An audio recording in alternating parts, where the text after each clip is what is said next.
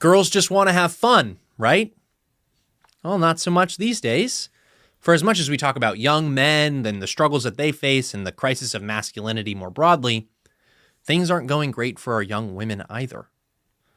Estimates suggest that 10, 20, even 25% of American women are depressed, which is more than double the rate of men in some cases.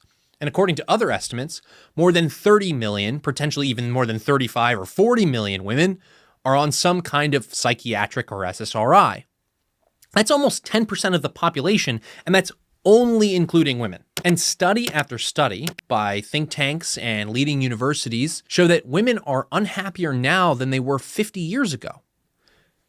To repeat that point, women's happiness has trended downward since the 1970s. One study from Wharton economists compared the change in female happiness to changes in happiness that occur when unemployment goes up. The study found that the change in female happiness over 1970 to now is equivalent to the change in happiness that occurs when unemployment increases from 4% to 8.5%. Now, to put that in perspective, unemployment peaked between 10 and 11% during the Great Recession, which was a formative event for three generations of Americans, Gen X, Millennials, and Gen Z. And this spike in female unhappiness is really shocking because the last 50 years of American life has been dominated by narratives of female empowerment. Feminist overtones have taken over politics on the left and on the right. In fact, our government is so suffused with feminism that it has actually changed the way that it operates through disparate impact doctrines and the like that emerged from our runaway civil rights regime. Our public and private institutions afford every advantage to women, and it's made them not only unhappy, but it's made them anxious. An NBC Decision Desk poll released in September of 2025 did a deep dive on Gen Z. It found that 2/3 of Gen Z women are anxious either all of the time or most of the time. And to put that in perspective, for those two categories, it's less than half for men. It also asked Gen Z men and women aged 19 to 29 about their personal definitions of success. Out of the list of options, which numbered 13, the first primary response for men and women was having a job or career you find fulfilling. The second, for both men and women, was having enough money to do the things you want to do. And number 3 was achieving financial independence. And those top 3 are really concerning for all sorts of reasons, but what struck me right off the bat was having money to do what you want to do coming before financial independence. In other words, I'd rather have my own desire satiated than my freedom. That's what this is taken to its extreme. It is a path to servitude, a path to slavery. It might not mean slavery to the state that gives you the benefits or subsidizes all the things that you want to do, but it could look like slavery to your bank, to your credit card bill, to your Uber Eats or your OnlyFans or your buy now, pay later scheme. Yeah, thanks, Klarna. Maybe it's servitude to your own base desires. Maybe it's servitude to sin, because we're all slaves to sin. After considering those top 3 responses for a moment, you ask, where are marriage and children and family, especially if you're married or a parent? Like for thousands of years, this is what provided people meaning, their family. Well, for Gen Z women, making your family proud ranks 9 out of 13, having children 10 out of 13, and getting married 11 out of 13. For Gen Z men, making your family proud is number 5, having children is number 8, and getting married is number 7. Oh, Bradley, but those are just libs responding to an NBC poll, and all the polls are fake anyways. And the latter I typically tend to agree with. But what if we just took a look at self-proclaimed Trump voters in this survey? For Gen Z men who voted for Trump, having children is number 1, marriage number 4. But what about for Gen Z women? For Gen Z women who voted for Trump, financial independence is number 1, which is better than having a career and doing whatever I want, being ranked above it. But getting married is still number 9, and having children is number 6. That seems pretty bad. How is it that even among right-wing women, feminist priorities still seem to take precedence? Well, from my own perspective, the answer is that the right has not actually tried to defeat feminism. Instead, the right has just tried to curb feminism of its excesses. They want to tinker on the margins or co-opt the concept of feminism or reclaim the term of feminism and women's rights. Right-wing responses to feminism are varied, of course, but even the most anti-feminist of these responses, the tradwife phenomenon, as you'll soon learn, makes fundamental feminism-based errors. Our guest this week has thought a lot about this topic, from the crisis our young women face to the right's proposed solutions. Emma Waters is a policy analyst in the Center for Technology and the Human Person at the Heritage Foundation, and she has a new book coming out called Like Jael, 7 Timeless Principles for Today's Women of Faith. This book addresses these philosophical questions in a practical way for women of all ages. And this isn't a book that's meant to be read in an ivory tower. It's not meant to make the rounds at think tank book clubs. No, it's meant to be read in your home, give you practical things that you can do to make your life better. So with that, here's the interview, and we hope you enjoy.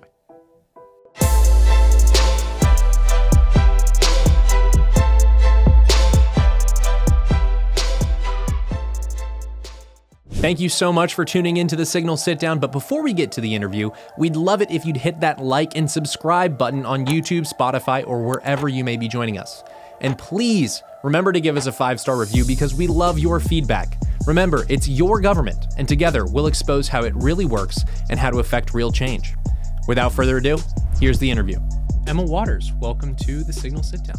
Brad, it's great to be with you. And it's great to be with you because you have a new book coming out. Here it is, Like Jael, 7 Timeless Principles for Today's Women of Faith. We do a lot of episodes about the crisis among young men in this country.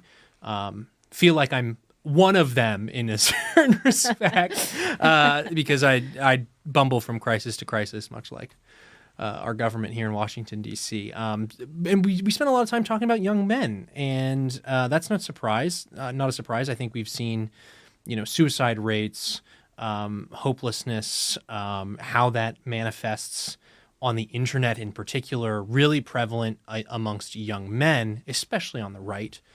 But often we leave out the other 50% of the population, which is young women. Young women are unhappier than ever, it seems, from poll after poll after poll. First, what do you think is the source of our young women's discontent at the moment? Women have more choices before them than ever before. They have a competitive edge when it comes to higher education, to workplace advancement, in part because of DEI initiatives and in part because they have simply been excelling in higher education and credentialism in the last decade. And yet, despite the abundance of choices before them, they are less equipped than ever before with the life script or guidance necessary to make good decisions. And so there seems to be this breakdown with an abundance of choices, very few tools to make the right or best kinds of decisions for them. And it's leaving young women in the state of being continually overwhelmed and paralyzed by the seeming endless list of choices that they have. And so in many ways, I think you have a number of women who are sort of following the cultural scripts of girl boss feminism, where they say career advancement is the thing that will make you happy. And if you want to advance, then your job must be a priority. And here's how you can prioritize higher education, resume building, and land your C-suite dream job, only to find out that maybe, just maybe along the way, you missed out on some things that would have been even more crucial for your happiness, like prioritizing marriage and having children at an age when it's biologically easier and more natural for you to do so. On the other side of things, I think there's this ongoing antagonism between the sexes where more than ever the battle between the sexes rages. And you have maybe the male problem on the one hand on the right, but you certainly have the female problem too. And part of that comes down to feminism being a third rail no one thinks they can touch. And so a woman can be anything she wants, but don't tell her it's just to be a mother or a wife. And we use the framing of just like it's somehow less than. And so you have this NBC poll coming out in 2024, looking at women and men who voted for Kamala Harris versus women and men who voted for Donald Trump.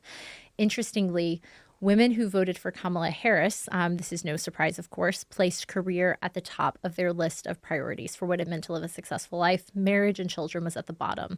But among women who voted for Trump, career was still at the top, and marriage and children weren't quite as low as Kamala Harris voters, but it was much lower. And I think there's just this loss of connection to these sorts of essential relationships and goods that for a long time really defined a woman's trajectory and now seems to be lost or confused. You mentioned girl boss feminism. Now, there's actually a very vigorous debate on the right about feminism, first wave, second wave, third wave, where it all went wrong. Some people say it was rotten at the root. You can count me among that crowd, probably count you among that crowd as well. But girl boss feminism is a very particular type of feminism that has really won out, right? There's kind of hippie feminism, right? Where you kind of see the 70s and 80s where actually like the answer to women's autonomy is that women are going to have sexual liberation and they're going to have choice maximization. And like with those choices, they're going to become artists or they're going to become botanists. Like these are it's kind of interesting the way that materializes, right? Where it's like these preferences are still very feminine. They're still very soft. They're still very attached to the arts. But as we've seen the last 50 years play out, girl boss feminism has won. So first, what is girl boss feminism for the uninitiated? And second, why does it win? So girl boss feminism, to put it simply, is an iteration of feminism that places career success above all else. So some who are socialists and communists would say that this is, capitalism at its finest, telling women that their greatest purpose and fulfillment comes in fulfilling a particular paid job. And that's, seems to be largely true, communism aside, in that case. And so it really orients a woman's identity around her professional paid work and advancement. And the reason this seems to have won out is in part because of what you see happen in the 2000 onwards with books like Sheryl Sandberg's Lean In, which was all about women leaning into their career advancement, really pursuing new heights in Silicon Valley and in politics and so on. And sort of this mantra that in order to really succeed, you need to succeed in the most visible, most public spaces possible. So it's not just enough to have your own definition of success or to succeed in maybe more hidden and intimate areas like marriage and family and homemaking, but you need to succeed in the most visible public ways, just like men. And so there's this sense of, with feminism, and I think this is just sort of the natural trajectory of how feminism has always been in its time, is that there's this sameness that it aspires to with men. And so if a man is the most successful when he's in the most prominent position in a business or corporation, then for a woman to be the most successful, it must be the exact same thing. And she actually needs to displace him in order to attain that goal. I think that's like how it's visibly played out. And that's why girl boss feminism seems to be the most prominent form that we're seeing, because feminism does come down to this desire for sameness in a way that ultimately pits men and women against each other and focuses the whole conversation around this one aspect of our life. Okay, so this is, and we're just grabbing the third rail instantly, but this is the debate on the right now, which is, where did feminism go wrong? So Erika Bachiochi, others say there's elements of first wave feminism that are good, actually, even some elements of second wave feminism, I think she might contest that, but some of her critics have pointed out, why are you trying to draw such a unique and fine line between the first wave feminists and the second wave feminists who focused on sexual liberation, but they had a bunch of non-sexual demands as well. Those non-sexual demands could be transmuted to the first wave feminists, right? But you have Erika Bachiochi, who says that Grice is involved in this debate as well. She says it's rotten from the beginning. This is just Mary Harrington is very involved in this conversation, obviously, who, I can't always get a good read on where Mary is driving towards and where she's driving from, actually. Yes. But I tend to be really fascinated by her work. And what you seem to be saying is that girl boss feminism was kind of always the true, fullest manifestation of feminism. If we look back to Mary Wollstonecraft and the early feminists and say, the purpose is to destroy the distinctions conventional distinctions at first, potentially, but also natural distinctions between men and women. One of the things that I think is so crucial when looking at first wave feminism is to think about the ways that those early feminists created a higher category than man and woman. So it wasn't just that we come to the table as men and women in this discussion, but then greater than our sex, there's just this general humanity, right? That we're all people. And so we're all people together as rational creatures, then we're man and woman, then we're all of these things. Now, I think part of the motivation for that was to try to trying to overcome maybe some like weaknesses in the time that like maybe viewed women as less than rational in certain circles. But the unintended consequence of that, to be the most gracious towards that viewpoint, is that you sort of create this like sexist reality of we exist as human beings and then we're sexist creatures that I think is fundamentally misleading, because we're not simply spirits who inhabit a male or female body. And this is getting a little metaphysical, but I promise it's not long. But we are at a very ensouled identity level, we are men and women. It's not just that you can't change the biology of a man into a woman, it's that the man's very soul is male in a way that can't be changed. And so to say that there's this category of humanness and then there's these distinctions of male and female, I think it's that was the original problem that set feminism off on the wrong track, because then you've already now made a distinction between who I am as a person and who I am as a woman, when in reality, those are the same things. Like I am an embodied woman, my soul, my spirit, everything. And to create a separation there is to then say that there can be, is to sort of blend those categories or distinguish them in ways that I think are very unnatural. This sort of set us up for this trajectory of either sameness between men and women, that we see now in girl boss feminism or in the transgender movement, which is that sex doesn't actually matter. It's secondary, right? It's my internal sense of self that matters. Separating that from the biological sexual reality of what that sense of self actually is. I'm not sure if that makes like total sense. No, but I think it totally makes sense. And this is, so the body soul duality of man is like the thing that leads to, like, if you don't properly understand that, and thankfully Christ gives us the understanding of what that is. If you don't understand that, you go down really bad roads really quickly. It doesn't matter if it's feminism. Marxism is guilty of the same error. The pagans in pre-Christian Rome were guilty of that same error. That's St. Augustine's message to, the pagans at the time, saying Cato killed himself for some higher good. Like, he's actually rejecting the physical world that he claims to care about. He's rejecting the republic and the community that he claims to care about. Neo-Marxism, feminism, pagan ideologies, even, some of the more mundane ideologies like right-wing feminism in particular, which we can talk about later. Transgenderism emerges from this. Like, all of these kind of festering cancers on our body politic relate back to that fundamental error, which is, okay, we might view similarly that virtue, and like this was what Erika Bachiochi would say, like, virtue is not sexed. Right. That's true in the realm of the forms, but as it manifests particularly, and as you habituate it, you're habituating it as a body-soul composite. Right? You are habituating it as a man and a woman. What courage looks like in a particular situation for a man may and should look different than courage in a very similar situation for a woman, because the particulars are different, right? I have different capacities as you have different capacities and strengths than me. Right. And I think that's where this is maybe the distinction. I have great respect for a lot of women who are trying to think about these questions and writing about it in very different contexts. And I think there's two things that really come to mind here. The first is that it depends on who your audience is. Are you trying to work with a far left group of women who have so bought into the feminist ideology that you're actually trying to reel them back to start rethinking, what does feminism that's pro-motherhood look like? Is that your goal? And I think that's where Erika and a number of women in her space would frame themselves.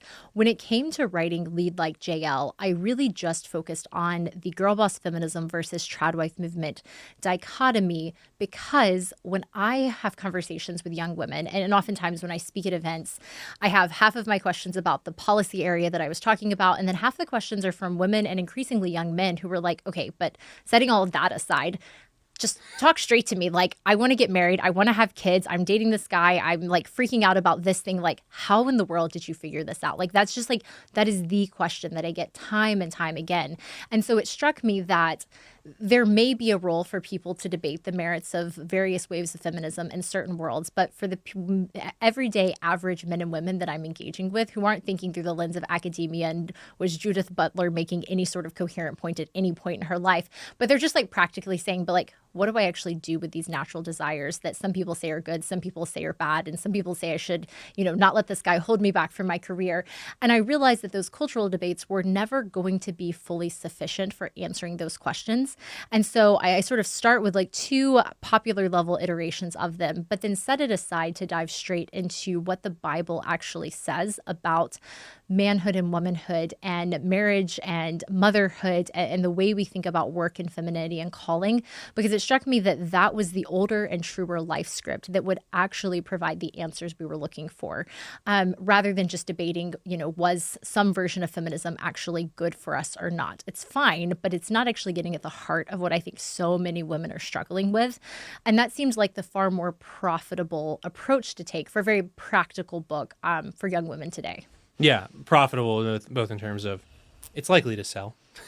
Feminist literature isn't the thing that flies off the shelf very quickly, but profitable in terms of like this is something that you can actually use to invest in your own life. Right. And I think that's also like what you're pointing directly to is that we have intellectualized this debate, and it's fun to talk about the metaphysics, and it's fun to talk about the divides on the right, and where prudence in politics plays a role in how we actually frame these things when we talk to the public about them. But that's like all way too detached for your average person. You mentioned that NBC poll, the Decision Desk NBC poll that was conducted recently. I thought it was fascinating. Career. So most important metrics for success.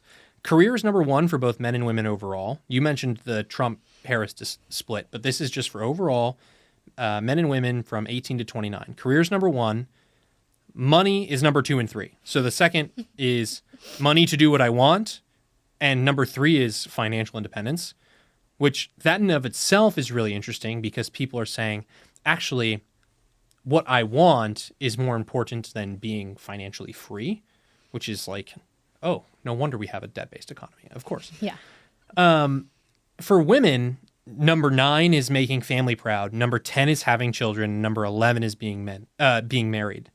For men, it's number 5, making family proud, number 8, having children, and number 7, getting married, respectively. The same poll found that 2/3 of women are either anxious all of the time or most of the time. This doesn't even equal 50% for men. It's in the 40s. Like, you laid it out so great at the beginning. Like, there's just this abundance of choices.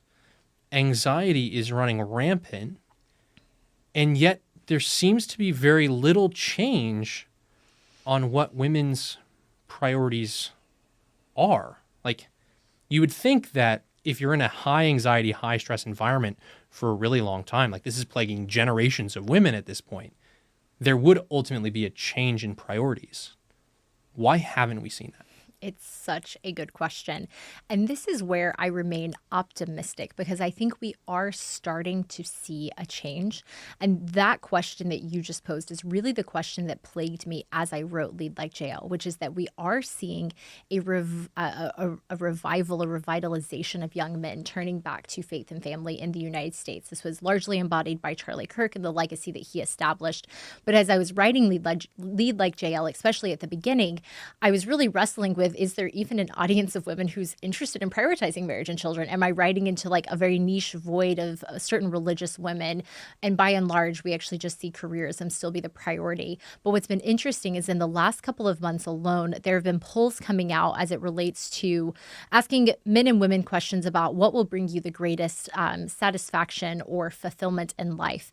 And you're seeing increasingly that Gen Z is more likely than any other generation to say marriage and children children will bring that sort of fulfillment and satisfaction over career. Now, it's still a moderate increase compared to millennials and Gen X and boomers, but it is an increase toward marriage and family and away from careerism as being the sort of epitome of satisfaction. And of course, the Institute for Family Studies has done multiple polls at this point showing that when it comes to self-reported levels of happiness, married women with children consistently report the highest levels of happiness and satisfaction with their life compared to those who were either unmarried or without children.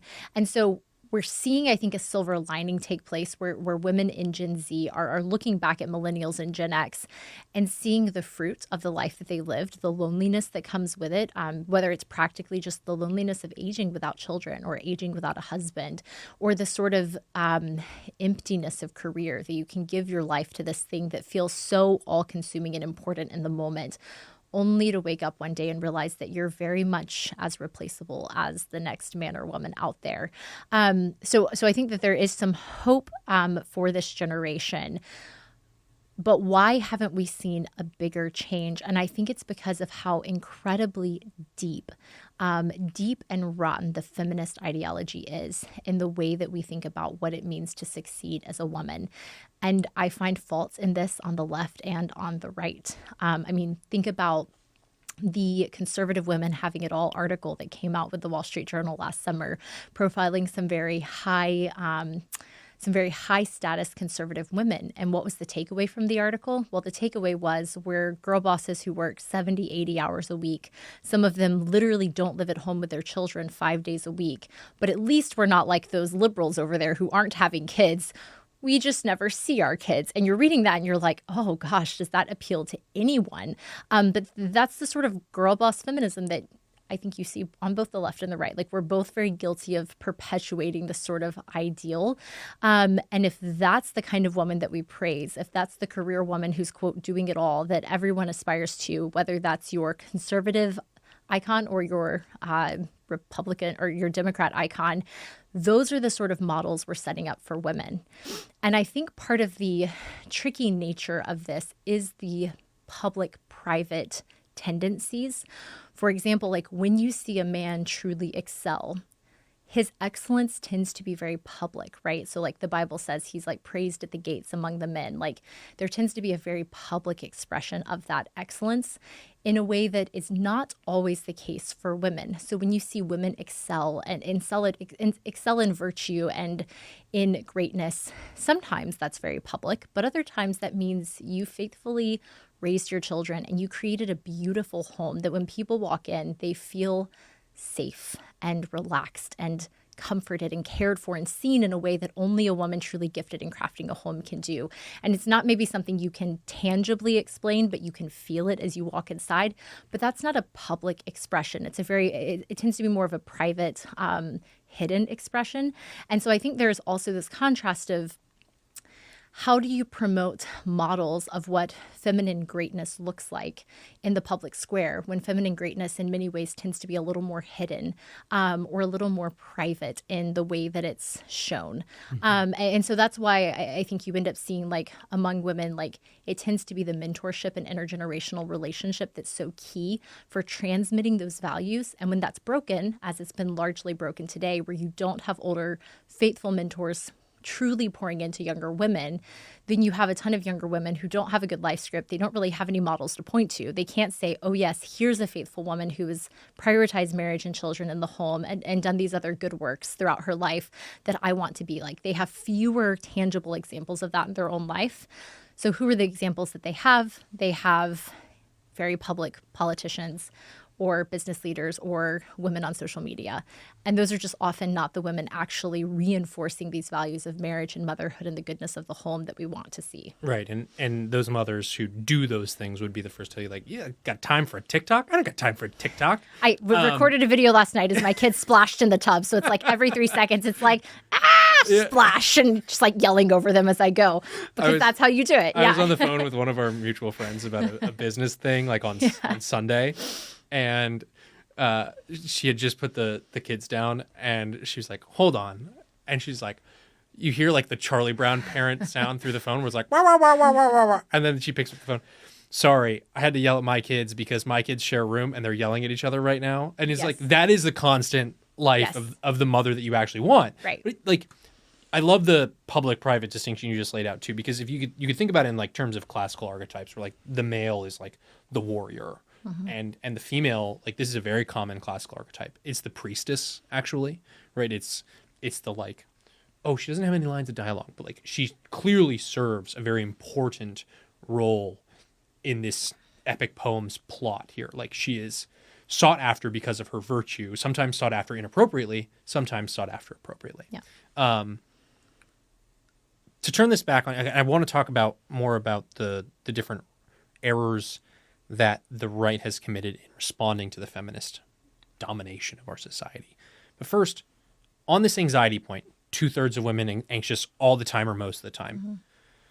What do you say to the feminist that looks at you and goes, I'm not surprised at high levels of stress among women and the high levels of anxiety? Like, they have more choices than ever. That's the good thing. And with those choices become responsibility, right? Like, you might say that anxiety is a bad thing, but maybe, perhaps, that is the consequence of this liberation. And they would actually be like, you have to probe the counterfactual, where they would be much more upset in different ways, but distinct ways, if feminism hadn't swept through the country.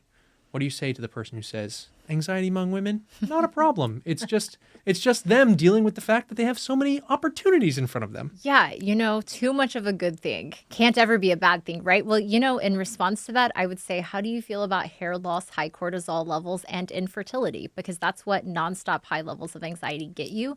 And if you think that that is actually what it means to be a free and thriving woman, well, you've confused servitude with freedom. Like that's the answer. Like, you have made yourself a slave to this god of career success, or this god of limitless opportunity in some vague euphoric sense. Turns out the god you've decided to worship is just a really bad god, and you actually have a really bad theology that's sort of justifying this suffering as good. And maybe that brings up just like a broader point here of like, not all suffering is the right kind of suffering. Like, you can suffer because you're actually doing the wrong thing, and it shouldn't be justified as like, I'm suffering and this is what humans do. There's also suffering where you're doing the right thing and like you're called to persevere, and that suffering is to make you perfect. But sometimes suffering is actually just an indicator that it's not okay. It's not right. Like, something isn't panning out. And I think oftentimes in that same discourse, you have feminists say, well, of course women are more anxious than ever before. It's because they're now breadwinners. They're now working full-time jobs, but they still are doing all of the domestic duties or more domestic duties than their husbands, and they're still expected to be the caregivers in their family. So they're still expected to be women and also be men at the same time. And so it's actually just a problem with equality, that men aren't stepping up and men are the problem. And if men did more, then women would feel less anxious.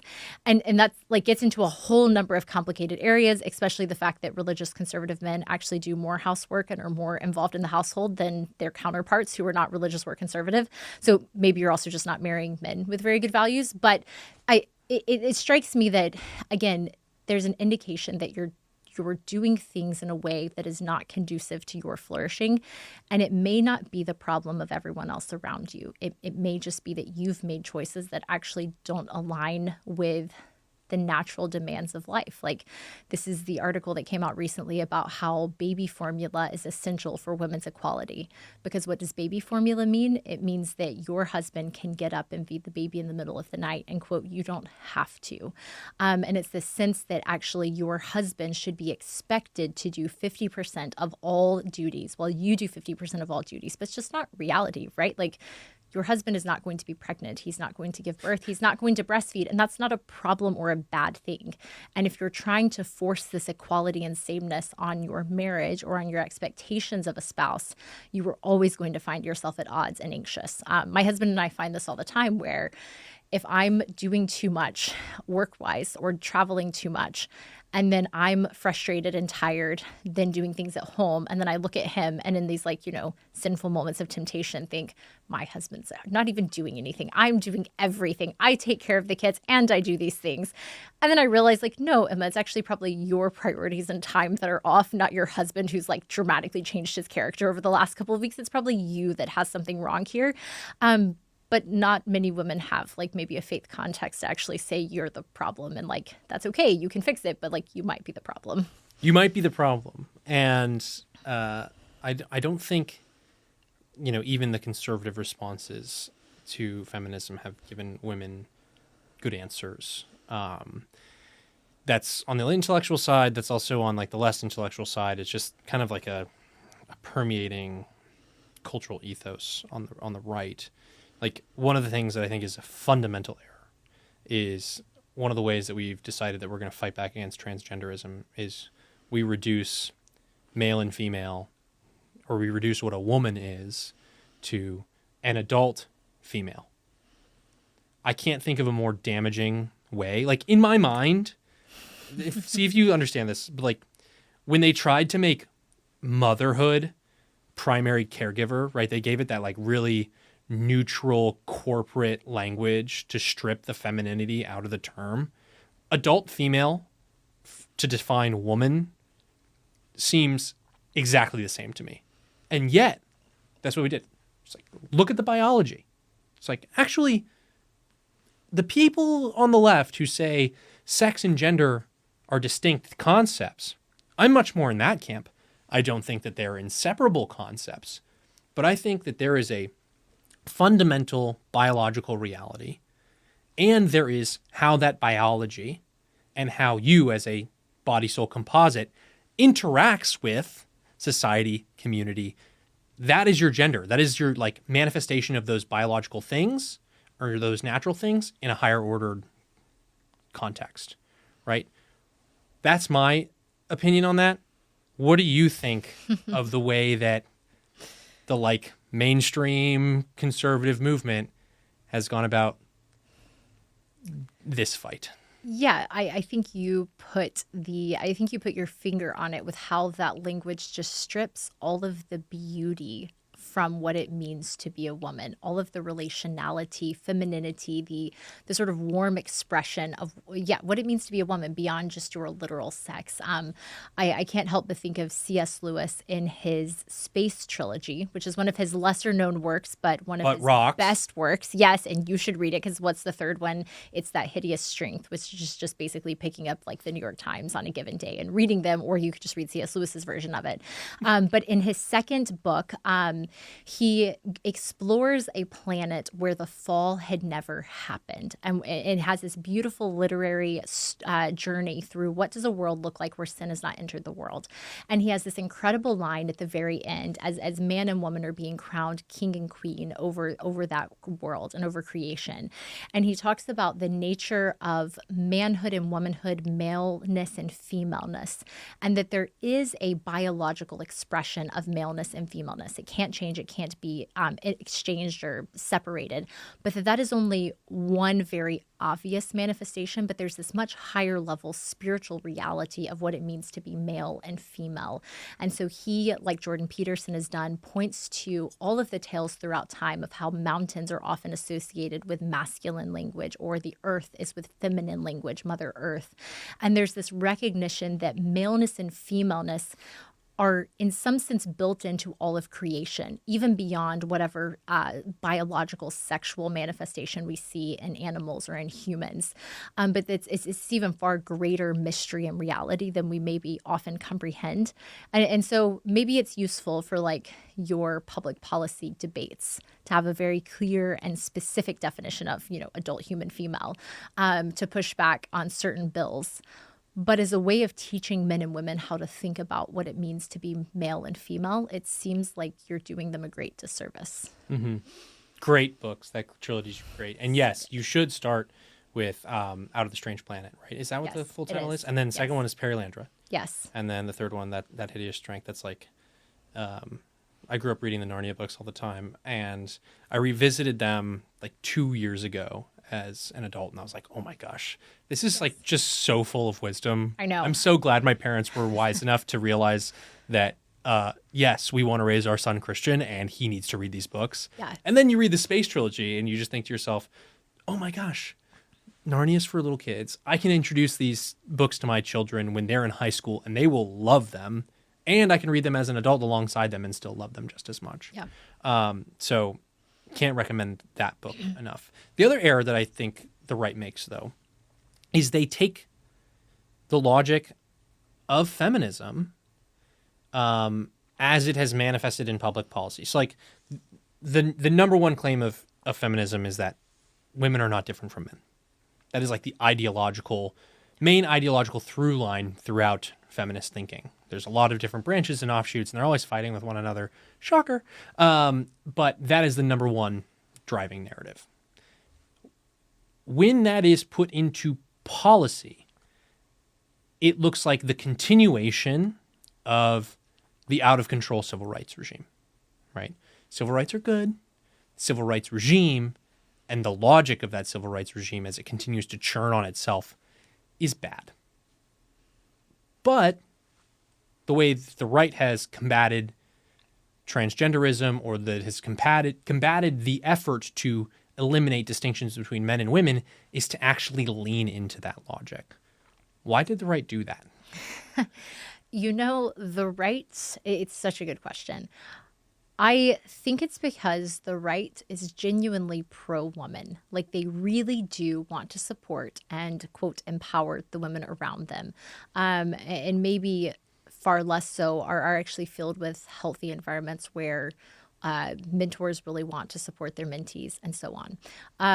The problem is that in this maybe well-intended desire to help support and uplift other women, we've taken it way too far and done so to the detriment of our young men. So think about, for example, those who are completely opposed to men in women's sports, or men in women's bathrooms or locker rooms or female sororities, and yet at the same time are fully in favor of being, quote, the first woman to enter this military institute, or the first woman to play on this football team. And when we have this sort of edgy sense of like, wow, she's a really strong woman. And I see this in the South all the time, where there's this sort of like, there's a pride in like the hard work grit that it takes to be a working class individual. And it's sort of transferred onto women of like, oh yeah, that's a strong woman because she can be strong in a way that I can relate to. And it's really interesting. They always emphasize this when they're running for political office. Always. Yeah. And so maybe at times it's like this well-intended but misplaced desire to like affirm, yeah, that's what strength looks like, because that's what it looks like for a man. And maybe that's what it looks like for you. And maybe a discomfort with affirming a more feminine form of strength. But yeah, it's just this weird sort of like you go girl, feminism that's just sort of apparent everywhere, that parents who were even very conservative, I think, can fall into very quickly, where they want their daughters to be the best. They want their sons to be the best, but they want their daughters to be the best. And what is the model for the best? Well, it's just a very masculine model that we sort of envision. We don't have, I think, healthy categories for what it looks like to be excellent as people, as men and women in particular, where for women to be excellent, that should include an openness to marriage and a desire to have children, and Lord willing, lots of children, right? And we sort of set that aside for this singular ideal for what greatness looks like. But you see this all the time, even in movies that we would consider very conservative today. So you have Mulan, you have Katniss Everdeen in the Hunger Games, you have Superwoman, or it's Superwoman, right? Wonder Woman. Wonder Woman, right? Yeah, whatever, same difference. Wonder Woman. You have all of these movies of like female strong women. And what's the very first part of the movie? Well, in some capacity, they have to check their femininity, at the door. So Mulan, in order to defend her family, literally cuts off her hair and dresses like a man. And I love the story of, like, I love Mulan. It's a great movie, but she has to reject her femininity to actually then defend her family. And like growing up, that's the movie my sisters and I loved, where we're like, yeah, in order to be strong and like fight for what we believe in, we literally need to pick up a sword and go fight for what we believe in. And you see this time and time again. And yet what is left out of those conversations? It's like, well, for a woman to be strong and excellent, there's things like hospitality and persuasion and shrewdness. There's the role of wisdom. So Athena in Greek literature, she is the wise one who guides even great battles. Like she's sort of the one orchestrating it from behind the scenes that people come to. There's pregnancy and childbirth. Like you're literally giving your own body and blood to bring life into the world. Like it's one of the most physically incredible and like intense experiences of a woman's life. And yet, where's that when we talk about what it means to be a strong and accomplished woman? It's rarely ever mentioned in that light. It's just sort of like this feminine thing. Or you get into like the weird goddess culture where it's like blown out of proportion in a different way. But I think it's because Well, it's just like Gress makes this point where she's like, it's about free love. It's about the occult. And like, she like says it explicitly when like nobody was willing to say that out loud, that like there was this kind of fascination with the dark arts, I guess, if you could say, that really drove this. And you also like don't need to be stuck in the ivory tower to like see the connection with the dark arts here. Like you can take a look at your TikTok and look up, or your Instagram reels and look up how many young women are into this stuff now. And it's not just that. It's like you can kind of trace the occult to other things too. There was a great Wall Street Journal piece called "Girl, Take Your Crazy Pills," breaking down all the different social media trends and like the cottage industry of women who were profiting on social media off of sharing their experiences on SSRIs, giving women advice to go get SSRIs, how to use their SSRIs most effectively. And like that's like in the realm of the occults to me. And which, I mean, my number one question has been for a long time, why are the women on drugs? Why are there so many women who register high levels of depression? Usually, somewhere between 10 and 20% of women in the United States right now are depressed. That's double the rate of men, at least. And 30 to 35 million women in this country are on some type of psychiatric, some type of SSRI. Yeah. Why are the women on drugs? They've rejected their biology. They've rejected the things that are naturally good for them and will lead to, statistically, biblically speaking, a happy and flourishing life, which is an openness to marriage, a presence that allows you to cultivate a rich community through hospitality, through the way that you host and are involved in local communities, and through your openness to have children. If you reject those things or you make them secondary, tertiary in your life, you are going to experience higher levels of anxiety and depression, and that's what millions of women are doing. The second thing that comes to mind is the age category of women who are on the most SSRIs are women in their 40s and through their 60s. It's older women. I did not realize this. Yeah. So explain this. Yes. This is okay. So this is what's so fascinating. So when I first read that, I was like, interesting. Is this like second wave feminism? These women are just like deeply embittered, or like they never got married. Like what's going on here? Or like, do they just like a little Sauvignon Blanc and a Vicodin every night? Sure. Right. Like why what are they doing this why for? is it that women in their 40s, 50s, and 60s are on more SSRIs than anyone else? And the reason is because of our abysmal women's health regime in the United States that has for so long focused on methods that suppress, circumvent, or disregard the body altogether, that we haven't actually addressed women as women in the way that we treat them. And so women in their 40s, 50s, and 60s are women who are going through menopause, are going through one of the biggest hormonal changes.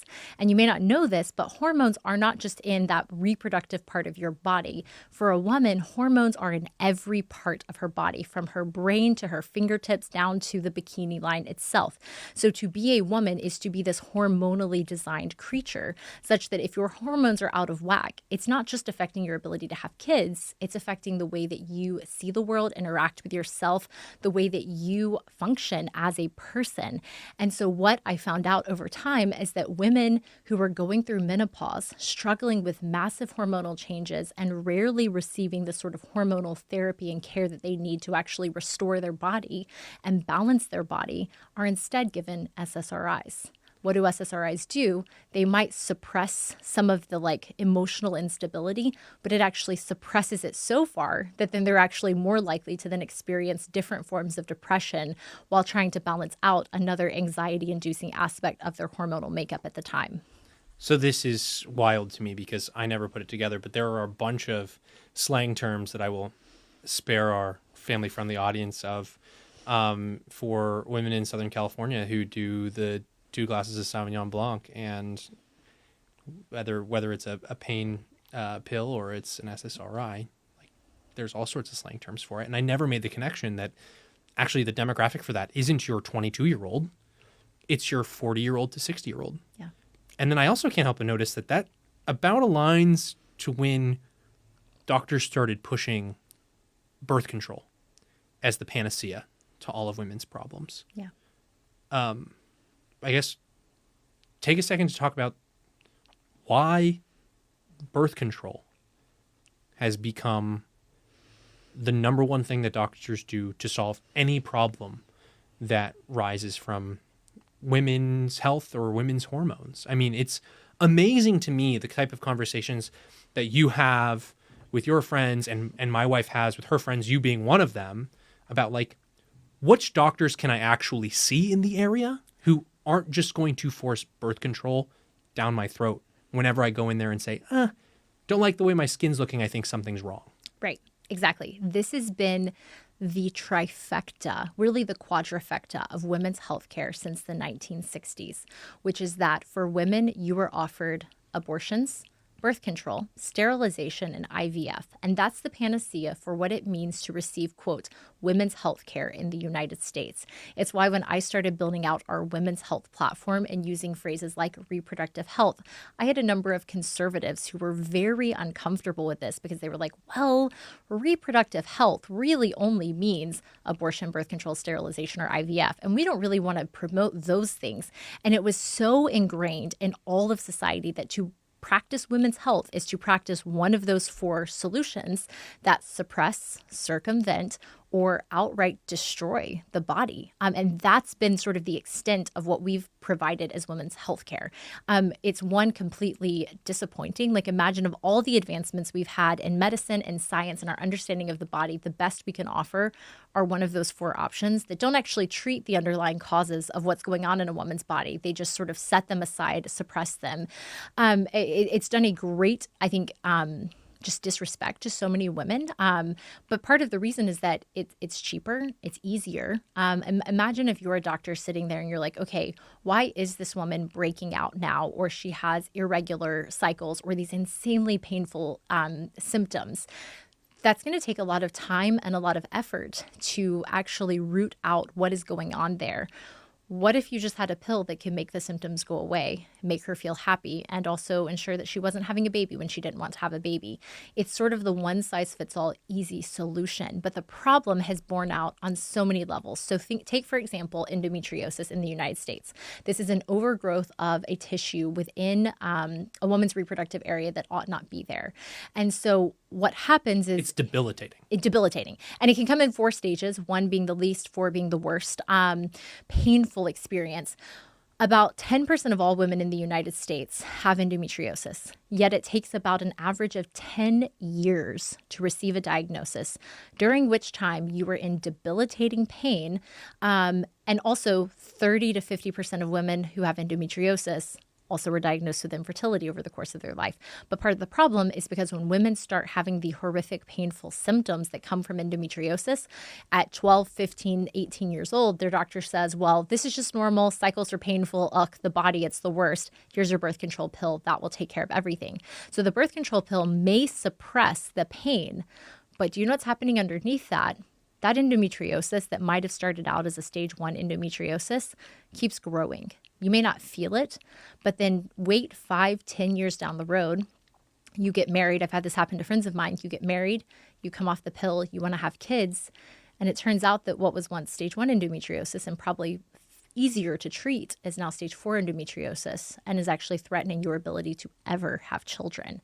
That is the disservice that we have done to women in the name of a one-size-fits-all, easy fix solution that actually doesn't heal, address, or treat any of the symptoms, anything that the symptoms are pointing to. Yeah, I don't want to be too graphic, but the surgery that is required to fix advanced stage endometriosis are really intense. And there are incredible doctors out there who are truly pioneering fertility preserving care in this space. But yeah, you're right. It is no joke. Like they get in there and you have to like take it out, and it's not as simple as a scalpel. It's much more intense. Yeah.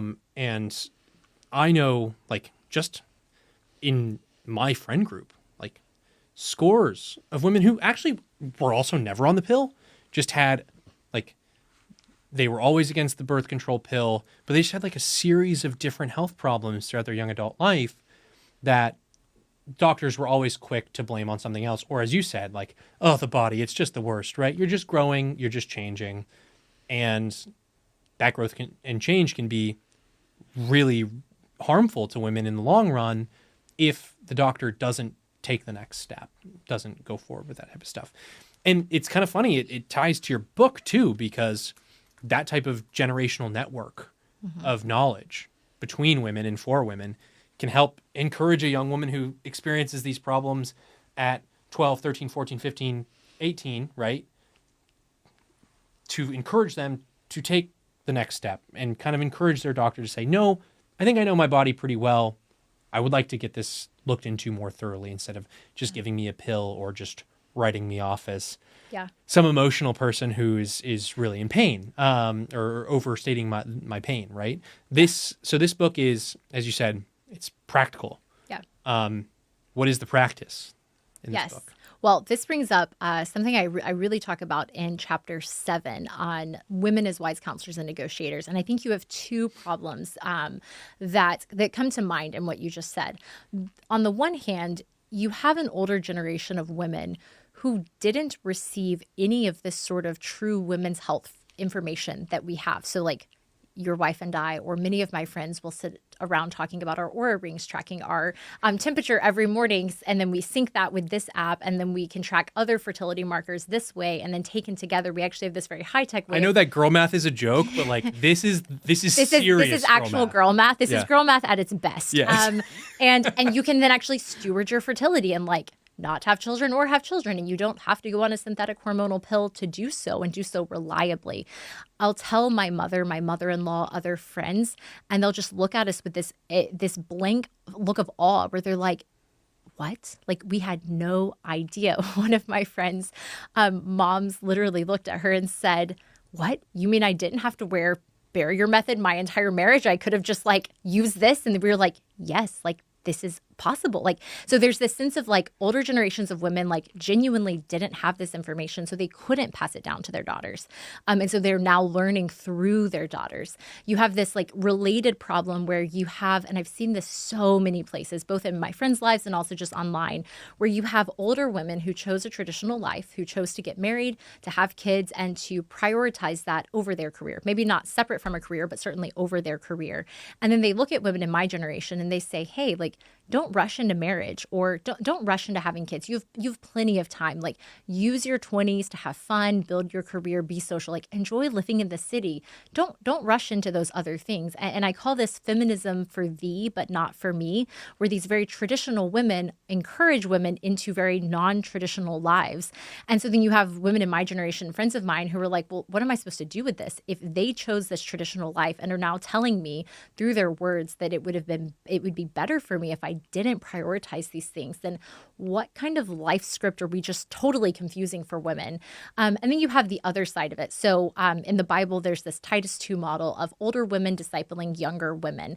And it's brilliant on a couple of levels. It's brilliant first and foremost because Paul, Timothy, and the male disciples aren't trying to sit down with a woman and tell her how to be a woman.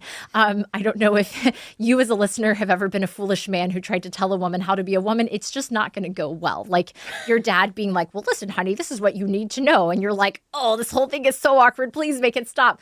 And the Bible's really smart. And it was like, hey, maybe we should not have men tell women how to be women, and we should have wise women tell women how to be women. And that's probably going to work out a lot better. And so this is sort of the model you have set up. And so interestingly, there was a study that came out in 2025 by a group called Barna. And they found that while young women were far less likely to go to church, read, pray than their male counterparts, for the first time, women were actually the less religious ones who were more religiously unaffiliated. They recognized, or they found in their study, that part of this is because they actually were very alienated from a real community. They were alienated from their father. They were alienated from older female figures.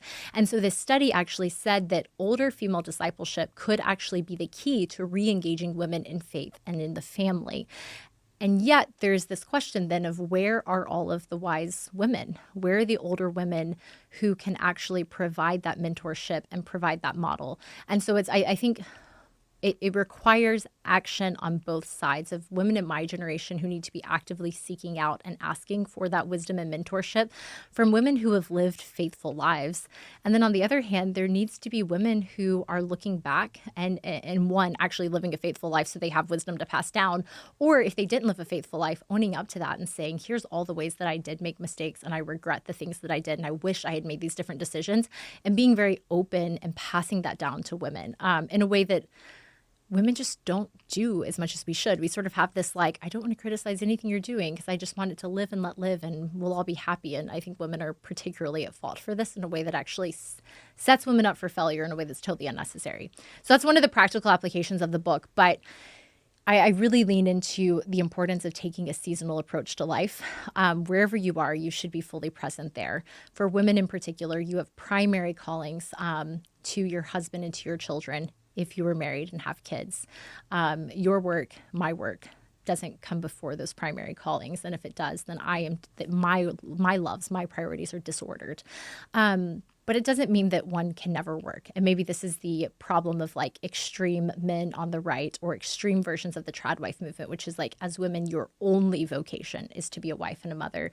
And if you do anything outside the home, well, you've sinned and like violated the Bible. And that's like clearly goes well beyond what scripture says too.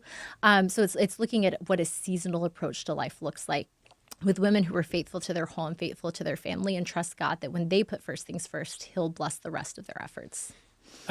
To wrap up here, when I was asking you about the different errors in right-wing thinking, I forgot to bring up the tradwife phenomenon. And this is, in part, a response to that. Like, here is a traditionalist critique of the tradwife phenomenon. First, what does the tradwife phenomenon get wrong? I think it's like the inverse of the coin of the women who say live and let live, and I actually don't want to provide you any sort of direction. Like, there's two different types of submissiveness at play here. There's like a right-wing manifestation and a left-wing manifestation. And you named the book Lead Like Jael. Jael was not a figure like that at all. So what does the tradwife phenomenon get wrong? How are you responding to that? And the book's namesake. So tradwife, or traditional wife, is an attempt to reframe a woman's life around these very traditional vocations of homestead, homemaking, marriage, and children. So the most extreme versions of this are, 7 ways to be a traditional wife, or 8 ways to please your husband, or 6 ways to be the perfect mom to your children. There's always a listicle. It's always distilled down into these very quick, catchy phrases. And in the worst parts of the internet, anyone who does anything less called than mommy that, blogger. Right. Yeah. And, I've noticed that they often tend to dress pretty provocatively at times. And you're like, wow, who are we attracting on this platform of 1 million plus people that we have? But that's beside the point. That's the worst version of it, right? But what's so interesting to me about the tradwife movement is that it really hit its stride and exploded in popularity in the 2020 onwards, when, as COVID shut the entire world down, everyone was sent home. And for the first time, women were rediscovering the home, not as this like drabby place keeping them from their dreams, but maybe is this kind of awesome freeing place where they like got to explore all of these domestic arts they had never cultivated before, where making sourdough and beautiful bread and learning how to keep your home and spending time with your kids maybe actually wasn't as bad as girl boss feminism told you it would be. And so when I think about the tradwife movement, there are many concerns that I have with certain versions of it. But on the whole, it strikes me that it is a positive signal that women are dissatisfied with the life script of girl boss feminism. And in fact, the tradwife movement is an indictment of the 2010 lean in girl boss feminism that was shoved down our throats for so many years, where women were actually looking for an expression of femininity that was far more traditional. Now, tradwife, but they go with materialist causes, which is the same fundamental error. Right. Yeah. And so then that's where it's like obviously not which the is solution. like, sorry to interrupt you, but like you notice that they dress provocatively, and like when they bake their sourdough bread in their Instagram reel, you look behind them and it's like that oven is $20,000, and it's like $20,000 because it's made to look like a 1950s oven, but really it's quite sophisticated, right? Like one right-wing influencer, I can't remember exactly who it was, but it's like this is all just pornographic. Actually, at the end of the day, it's still materialist at its core, and so it's a positive signal. But Right. it's still using that framing that makes feminism so dangerous. Right, exactly. So view it as a signal, not as the solution. That is the big takeaway in the contrasting of the two. And then when it comes to Jael, I'll push back a little bit because Jael is such a provocative figure. And this has been coming up a lot, even just on my Twitter the past couple of days. So very briefly, the story of Jael, found in Judges 4 and 5 in the Old Testament of the Bible.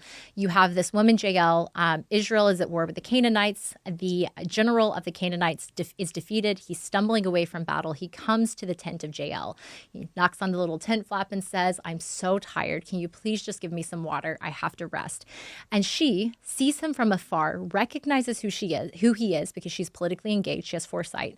She invites him in and says, "Come in, my lord, come in. Let me give you some milk. Here's a soft place to lay down. No, be at rest." There are not sexual overtones. There was nothing that happened there that scripture ever hints at. He drinks the milk. He takes a nap. Well, the moment he falls asleep, Jael takes out a wooden tent peg and a mallet and drives it through his skull, thus defeating solidly Israel's enemy. As part of the long legacy of female head crushers we see all throughout the Old Testament. And it's this incredibly awesome, just incredible feat of strength. I can't even imagine taking a wooden tent peg and driving it through your skull. I don't think I have the physical strength to do that. But Jael did. And how did she? And this is where I think the principles for women are so essential. And this is why I chose her for the title of the book. And there's three big takeaways here. The first is that back in that time, setting up and taking down tents was a domestic female duty. She would have set up and taken down her tent hundreds, if not thousands of times, driving each of those tent pegs into hard patches of earth or sandy patches of earth to secure her home and protect it from outside forces. It was only because she was present in her home and faithful to those ordinary duties that she was equipped for this extraordinary act of faithfulness when the time came, but only because she was faithful to her home and those domestic duties. So submission properly understood. Properly understood, Yes. right. This isn't like I subverted the patriarchy and was a strong woman. It's no, you're a strong woman because you actually were faithful to those duties given to you as a woman. The second thing is that she's politically engaged. She didn't view the war as this thing out there that men are bothered with that I don't have to worry about, the tradwife extreme, right, where it's oh, I can't think, my husband should just think for me. No, she's politically engaged.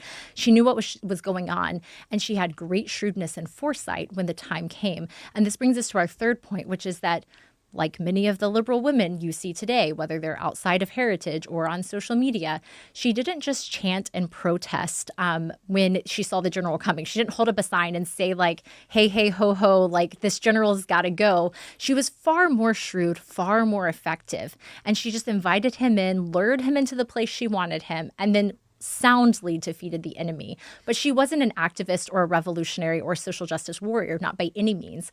And so those on the left or more progressive egalitarians will say, well, Jael was this great feminist icon who subverted the patriarchy, and that's why we love her. And I love the story of Jael because it's actually so very different than that this is actually a godly, wise woman who submitted to the Lord, who feared God more than man, was faithful to her daily duties as a wife and a mother.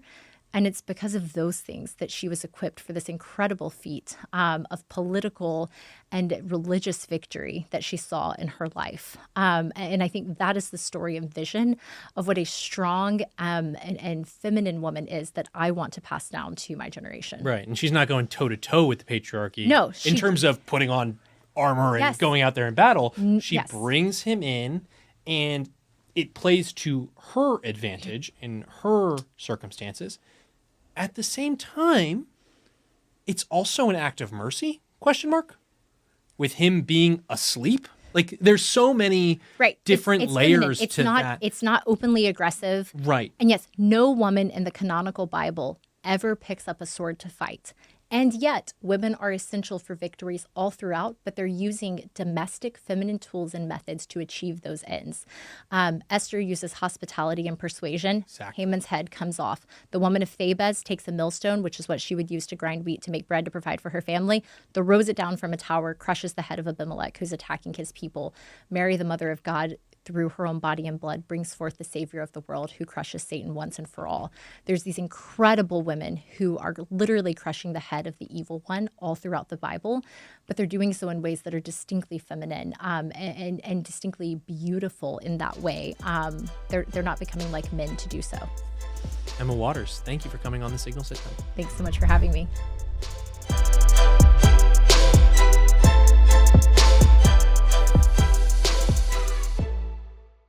Thank you so much for tuning into the Signal Sitdown. Before you go, be sure to hit like and subscribe on YouTube, Spotify, or wherever you may be joining us. And please remember to give us a 5-star review. We not only love your feedback, but it really does help the show. Remember, it's your government, and together we'll expose how it really works. See you next time.